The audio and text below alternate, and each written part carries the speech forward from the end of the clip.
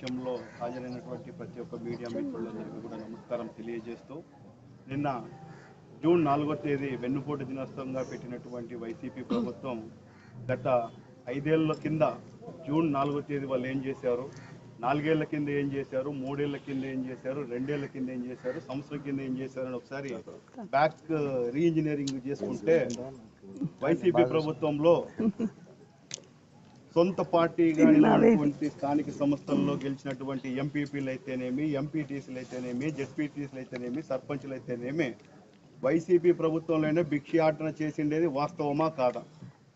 ఎందుకు భిక్షాటన చేశారంటే రాజ్యాంగబద్ధంగా 73rd 74th అమైన్మెంట్ ప్రకారం రావాల్సినటువంటి 15th ఫినాన్స్ కమిషన్ డబ్బులు రాకోకుండా సర్పంచులను కానీ, వార్డు మెంబర్లను కానీ, ఎంపీపీలను కానీ, ఎంపీటీసీలను కానీ గ్రామాలలో తలెత్తుకోకుండా చేసినటువంటి ప్రభుత్వం ఏది? ఒకసారి వాళ్ళే ఆత్మపరిశీలన చేసుకోవాలా. వాళ్ళ సొంత పార్టీ వాళ్ళే వచ్చి కండువాలు తీసుకొని భిక్షాటన చేస్తున్నారు. మా పరిస్థితి దయనీయంగా ఉంది, ప్రజలు మాకు ఓట్లు వేసినారు, మేము చేయలేకపోతున్నాము అనేసి.